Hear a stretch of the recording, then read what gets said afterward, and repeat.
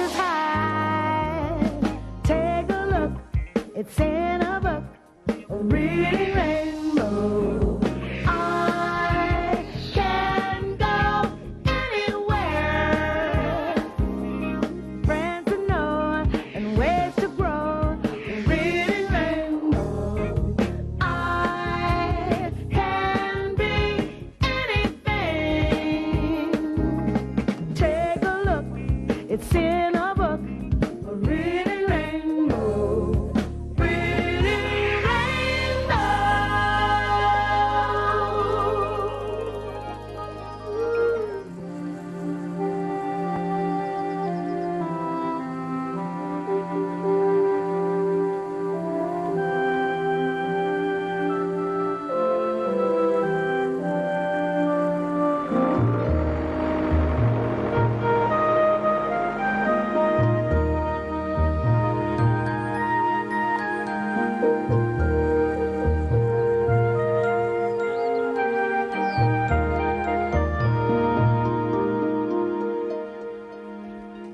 Hi.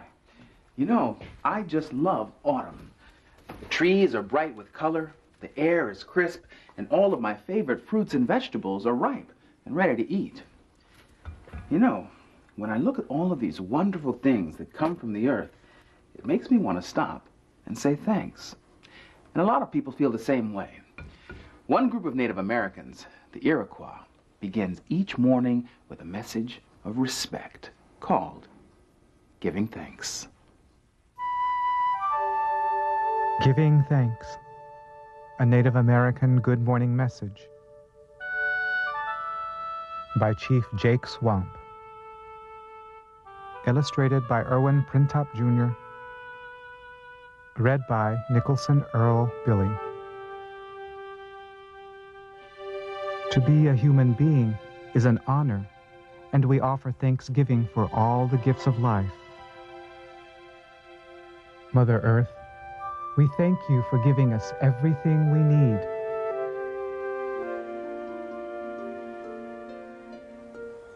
Thank you, deep blue waters around Mother Earth, for you are the force that takes thirst away from all living things. We give thanks to green grasses that feel so good against our bare feet, for the cool beauty you bring to Mother Earth's floor. Thank you, good foods from Mother Earth, our life sustainers, for making us happy when we are hungry. Fruits and berries, we thank you for your color and sweetness. We are all thankful to good medicine herbs for healing us when we are sick. Thank you, all the animals in the world, for keeping our precious forests clean. All the trees in the world, we are thankful for the shade and warmth you give us. Thank you, all the birds in the world, for singing your beautiful songs for all to enjoy. We give thanks to you, gentle four winds, for bringing clean air for us to breathe from the four directions. Thank you, Grandfather Thunder Beings, for bringing rains to help all living things grow.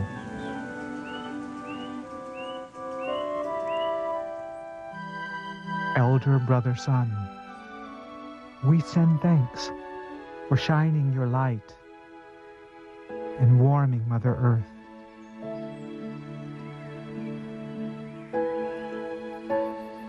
Thank you, Grandmother Moon, for growing full every month to light the darkness for children and sparkling waters.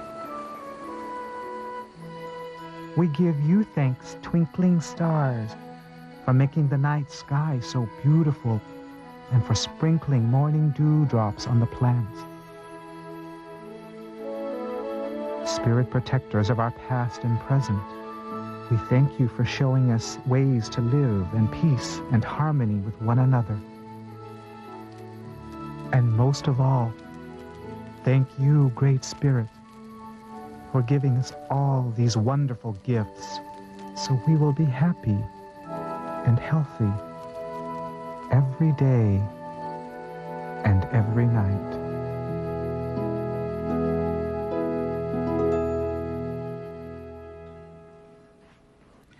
The earth provides everything we need in order to live.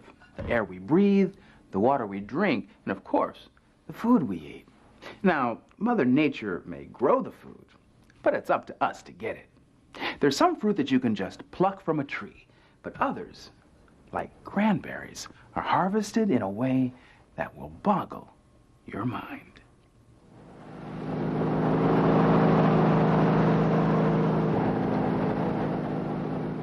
On this cranberry farm in Massachusetts, it's a clear, golden October morning.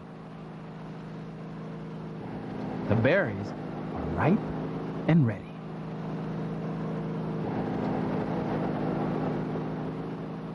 It's time for the Beaton family to begin the harvest.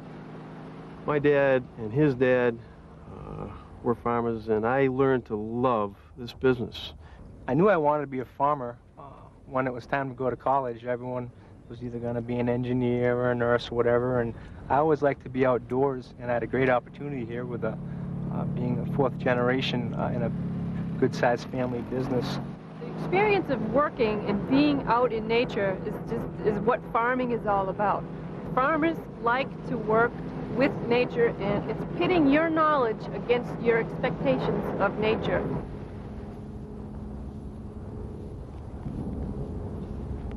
Our cranberry bogs are low-lying pieces of land that were planted 80, 90, and even 100 years ago. And this is where our cranberries come from today. The cranberry plant is a long vine. We part the cranberry vines and we pick an upright. We find that we have, on this upright, 3 cranberries. When we split our cranberry open, we find it's white inside, the seeds are red, and we have air pockets. These air pockets are what makes the cranberry want to float when we flood our bogs for water harvest.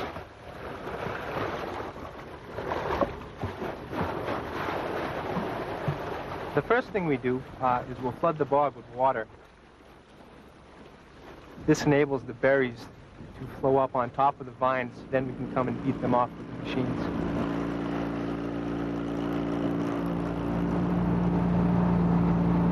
Machines, they'll actually knock the berries off the vines through the bars and the agitation of the water, and the berries will float to the surface.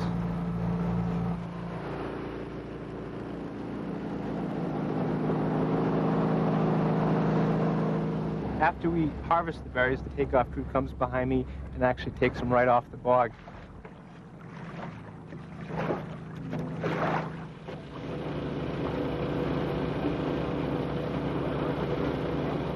So the berries are floating, and they're floating free in the water, and you need to be able to control the movement of the berries to the elevator in order to get them into the truck. How we do that is we take the rakes and push the berries up the elevator. They won't go up by themselves. You have to push the berries up the elevator.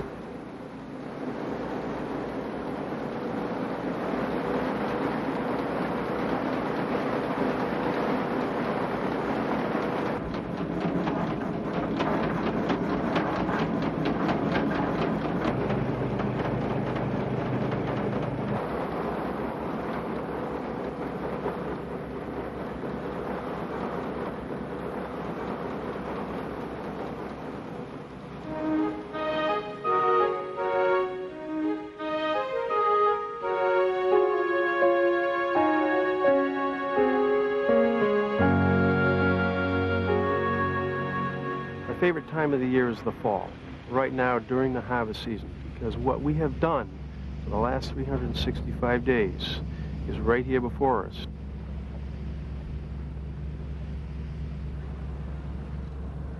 Farming, it's different from a lot of other businesses. We work day to day with the land itself and Mother Nature.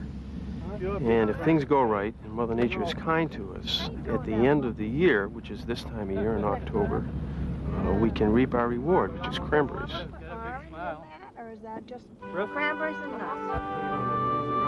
And the birds like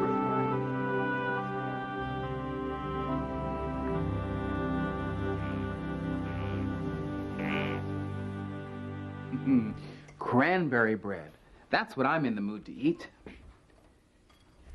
You know, it's true that nature feeds our bodies, but in many ways, it also feeds our souls. People are inspired by nature, and potters, like the Naranjo family, even use the earth itself to create their art.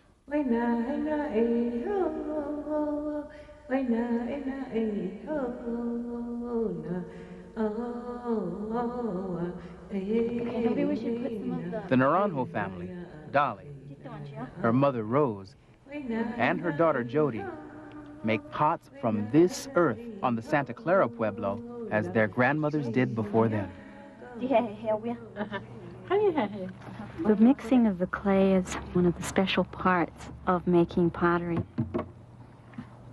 Oh, it's cold. The two types of clay are mixed together to give the red clay substance. I am Dolly Naranjo. My family has been making pottery for generations. Yeah, I'll go ahead. Yeah.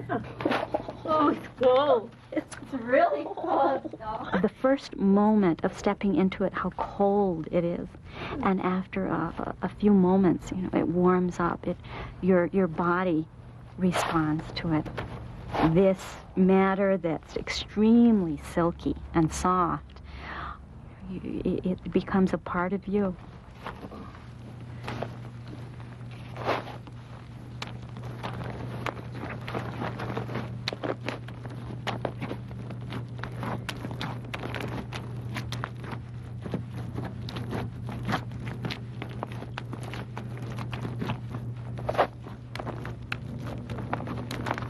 It's not quite mixed yet because there are white flecks in there that you can see. And if you don't get the white flecks mixed in, then when you're making the pots, it leaves holes.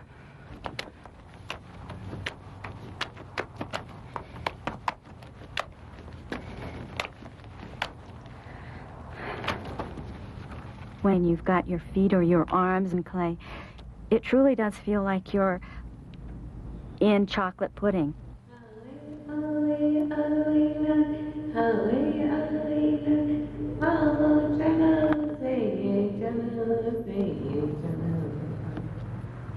I learned how to make pots in the same way that every child who makes pottery in the Pueblos learns to make pottery, which is by watching and doing.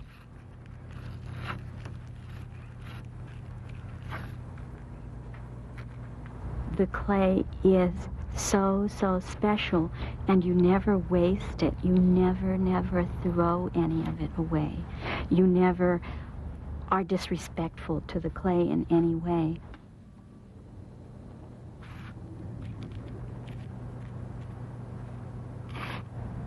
Pottery allows me to feel that I am a part of the world that we live in, and it allows me to be creative, and it allows me to express myself.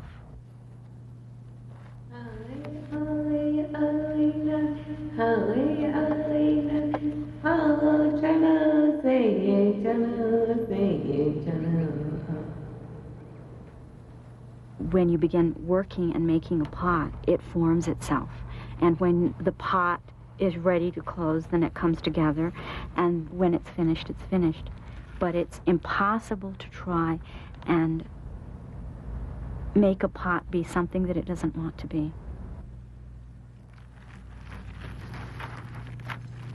Good, it's done.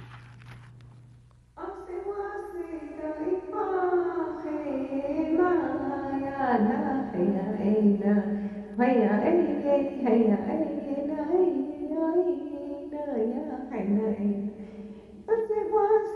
subscribe cho kênh Ghiền Mì Gõ để không bỏ lỡ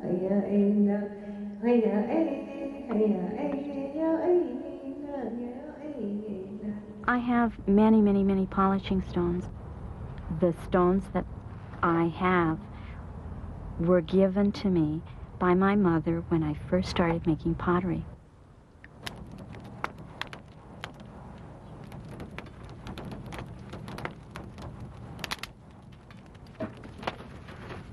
The firing is to harden the pots. It makes the pots permanent.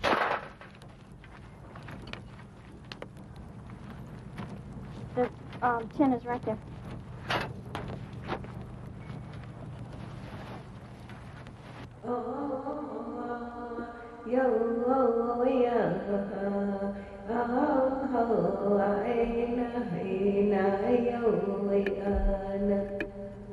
Pottery making is just simply a part of your daily life. It's what we do.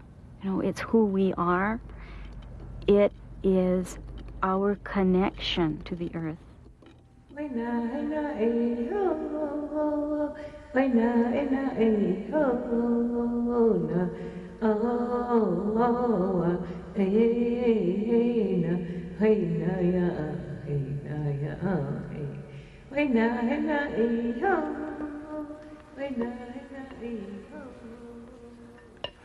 When you feel close to nature and realize how much we depend on it, you begin to understand just how important it is that we take care of the earth. That's why these New York City kids are adding a little greenery to their scenery.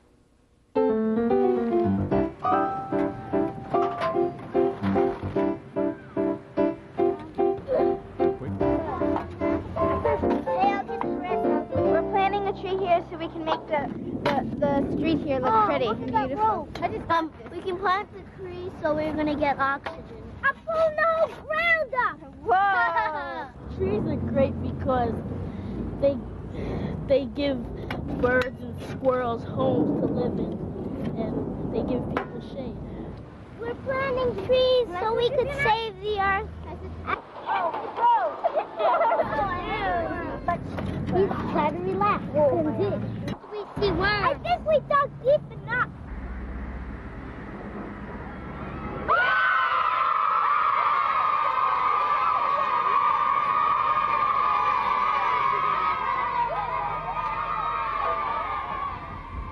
Straight up to the sidewalk, then we'll turn it around. Everybody push. Push. One more push. Hold on a second. I know all the This dirt's holds gonna come out. everything together Why do you take that off? because it holds the roots together. And you have to take it off so the roots spread out, and this way it can drink the roots. So, in other words, it makes it go stronger. Exactly. There's a big pile right over here. Perfect? Okay, buddy. Hey, Phil, what kind of tree is it? This is called a linden tree. Make sure the tree is straight. Is the tree straight? Yeah. Straight? It's crooked a little. About right? Yeah. Okay, let's close it up. Let's bury it. Come on, let's go. Soil. Wow.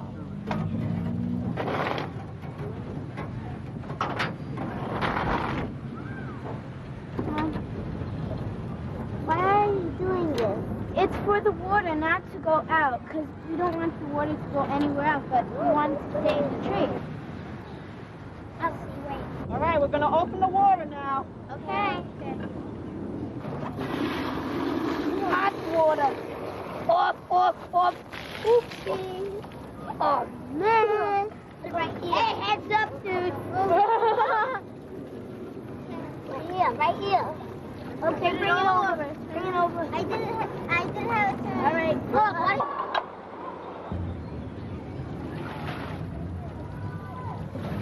Hurry.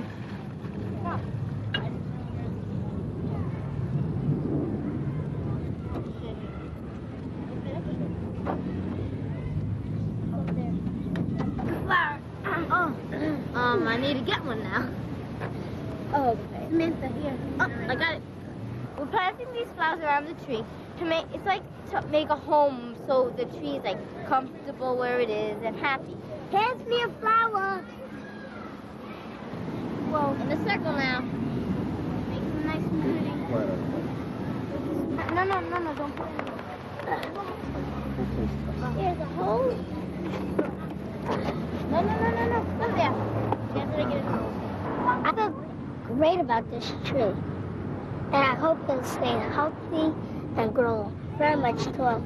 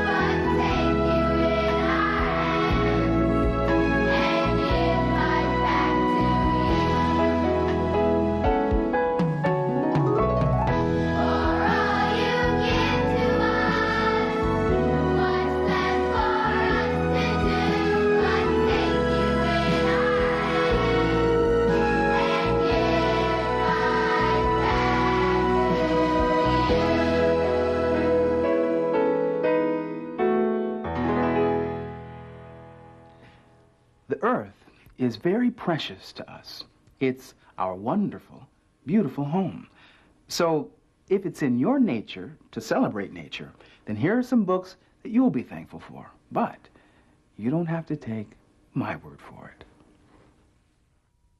Hi, I'm Josh, here to tell you about my first green book. That's the title. And if you're interested in science experiments and conservation, stay tuned and I'll tell you more. In this book, you'll find many ways to show your concern for our environment. There are experiments you can do, like this one. It tests for air pollution in your neighborhood.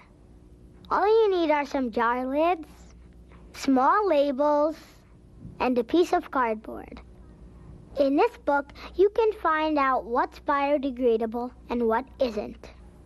Can you pick out which of these things will rot on their own and which won't? Look here and see. You can spend hours just leafing through this book. If you want to learn more ways to protect our environment, why don't you try this?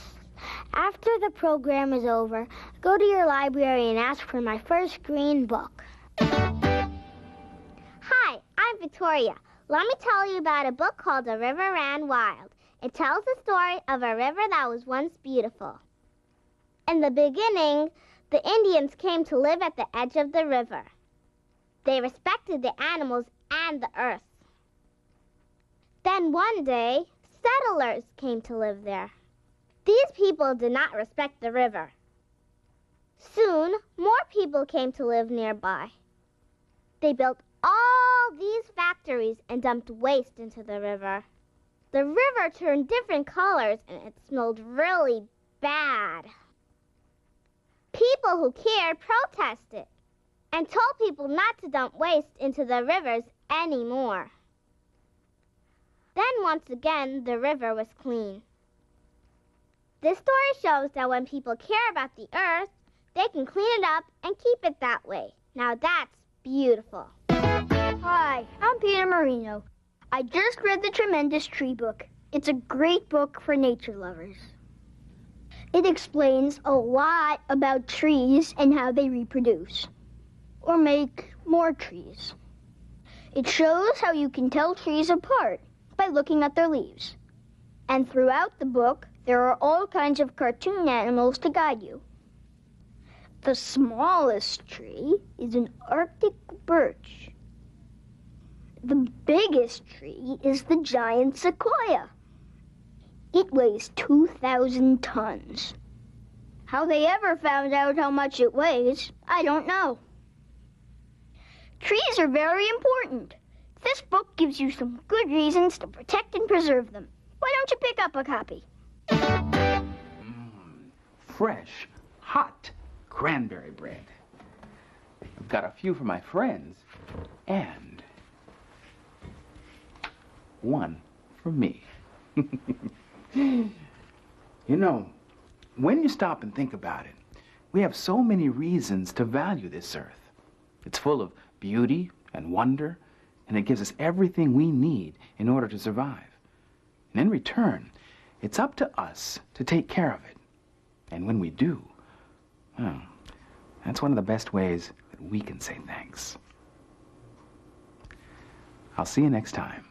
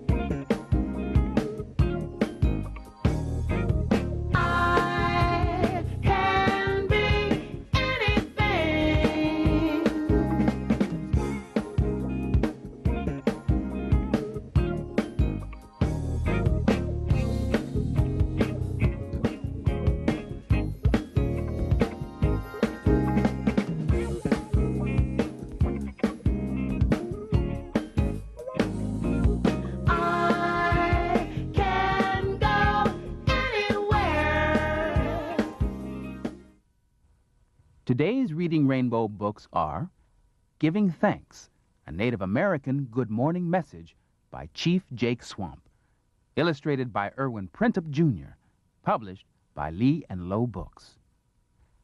My First Green Book by Angela Wilkes, published by Alfred A. Knopf. The Tremendous Tree Book by Barbara Brenner and May Garelick, illustrated by Fred Brenner, published by Boyd's Mills Press. A River Ran Wild by Lynn Cherry, published by Harcourt Brace and Company.